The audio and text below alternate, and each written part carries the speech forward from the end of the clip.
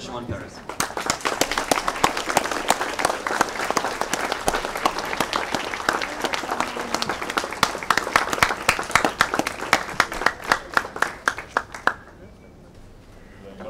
So many bloggers, they wouldn't come.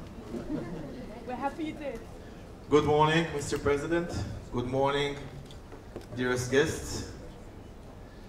It gives me great pleasure to introduce you, President Shimon Peres, and we are honored to have the President with us today. President Shimon Peres is a senior statesman of the Middle East and a world-renowned politician. In a career spanning more than 65 years, President Peres has served as Prime Minister twice. In 1994, President Peres won the Nobel Peace Prize and has worked day and night to bring his message of peace and friendship to people around the Middle East and the world. The first world leader to invite people from around the world to an online one-on-one conversation, you would be hard-pressed to find a head of state who has so successfully used social media to better the world and to shape our tomorrow. Will be the first one? Thank you, President Peres. My name is Scott Johnson. I'm here from St. Paul, Minnesota. I write for the blog Powerline in the United States. Sir, I have a question for you about Iran and Syria. In the most recent interview I saw that you did with CNN in the past few days, you referred to where we are with Iran as being at the end of the beginning or the beginning of the end. I wondered if you would explain what you meant by that and if you would talk a little bit about Iran's relationship with Syria in this context. Thank you. Thank you. The real problem about Iran is not that we don't like the Iranians. The problem is the Iranian menace to the world. It's their initiative. If they wouldn't do it, I don't think anybody would say a word against Iran. Iranian people are not our enemies. It's a small group of people that today runs Iran.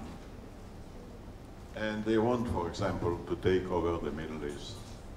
The world cannot agree to it. There is an end of imperialism. And we don't want to have another empire. Secondly, the people in the Middle East don't want to fall under the spell of Iran. Thirdly, the Iranians are using means which are too dangerous, like terror or nuclear bombs. So they didn't leave us a choice. I mean, us, not the Israelis, all people all over the world. Because terror is global. They don't identify themselves. They don't have an address. They don't carry responsibility. And for that reason, I think the world does not have a choice but to prevent them for conquering the Middle East, for building a bomb, for using terror. I think it's right and normal to start to prevent it, not by military means, if you can do it economically or politically, it's better. So the sanctions were taken, they had an impact. They brought the Iranian to the negotiating table, but the Iranian came in half-hearted. They thought, let's talk a little bit. Maybe this coalition will fall to pieces, and then we should be able to return. And because of it, President Obama said, all options are on the table. It's not a saying, it's a must. The world cannot really take an aggression, a terroristic aggression, and nuclear weapons together. So, since the Iranians didn't take, in my judgment, enough the seriousness of the danger they create, they played in the negotiations until now failed. There is not much time because the Iranians are continuing to do the same thing. They didn't stop. And for that reason, I think if they won't meet the warnings, the calls, the economic sanctions, the world will look for other options. Thank you. That's what I meant. Thank you, Mr. President. My name is Sarah Vanunu. I'm one of the founders of LAPID, Coalition for High School Age Programs in Israel, and I blog for the Times of Israel.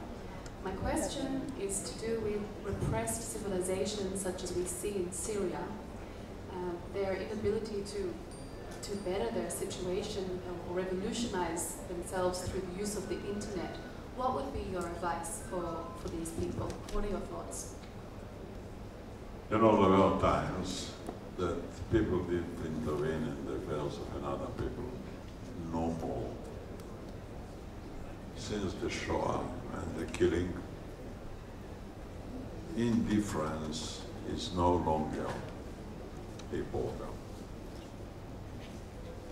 If you see something that you cannot support, it's not enough that you will condemn it. You have tried to stop it. And people say, well, if you get rid of Assad, you won't find a better alternative. In my judgment, Assad stopped to be an alternative. He's not an alternative. Even if you don't know who will replace him. A man that kills his own babies. And one of the most shocking things I experienced in my life is to see a small coffin, and there is a baby that was killed brutally, cold-blooded. How can we stand it? But there is a dilemma how to handle it. For example, if the United States will try to intervene, they will say it's a foreign intervention. Suppose the United States will not intervene, they say the United States is indifferent. And then I think Kofi Annan came with a good idea, and that is to match the United Nations and the Arab League. The Arab League say they represent the Arab people. They say they cannot stand the murderous regime in Syria. I think the right thing to do is that the United States, United Nations, will empower the Arab League to introduce the change. So it will be done by the Arabs. And I appreciate two things, what's happening in the Arab world. It makes upon me a very profound impression. One is the revolt against Assad, that every day people are demonstrating for their freedom in face of fire and losing their heart. You know, it's very brave, very courageous, very moving. And the other is that the Arab League say, we can't stand it. So say, okay. Until now, the Arab League gave advices to other people what to do. Let them handle the situation. And let the United Nations support it. I think this would be, in my judgment, the best approach to overcome the dilemma that we are watching now in Syria. Hi, I'm Esther Kostanowitz. I'm a writer and blogger based in Los Angeles. And I know that you were just in Washington, D.C. receiving an honor from the President of the United States, Barack Obama. I'm wondering if you can share some reflections on your time in Washington with the President. Well, I felt, I'm not saying it just of modesty, that the real recipient of the prize were the Israeli people. I was just a medium. You know, there were 15 prizes given to American citizens and one to a non-American, a foreigner. And I thought about it. There are 200 countries that are foreign countries. Many of them, by the way, have people who came from their countries, like Italians, like Greeks, many others. So it wasn't a political consideration.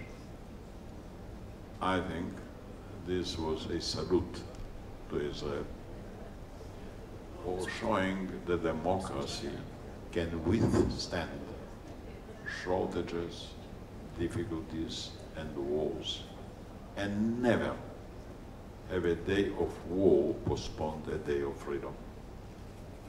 And I was very proud that this recognition was given to our people. And I asked myself again, why? Because as a student of history, I think what is unique about America is it that America is the only power in history that got its strength not by taking, but by giving. When you look at American history, it's a history of generosity and not a history of occupation. And it's fascinating to think about it. They help many other countries to regain their freedom, their independence, their broken economies, the Marshall Plan. They introduced democracy in Japan, in Germany. They won the wars. Young Americans lost their lives. They won wars, they won assets, they gave everything back. So this is a new concept about the strengths of generosity. And I think occasionally generosity is a greater power than power. And goodwill is an unbelievable strength. And I think that's why the spirit of saluting Israel in that respect was for me very moving. And if you permit me to say, I found the president extremely charming on a personal level and a thoughtful man, and he thinks what he does. So for me it was really a great occasion. I was happy to represent our people in getting this distinction. Thank you. Yes, please, over here. President Peres, thank you again for this opportunity. My name is Ruth. I'm here with I Googled Israel. I just wanted to ask a quick, simple question for the gentleman and accomplished, distinguished gentleman that you are. What would be on your wish list for your next birthday, President? That all other people will have happy birthdays. Thank you, Mr. President, for joining us. Thank you all. And now I'll invite all of you, but slowly please, to have a picture with the President. We'll all stand behind the President, of course. In a minute, we'll take the chairs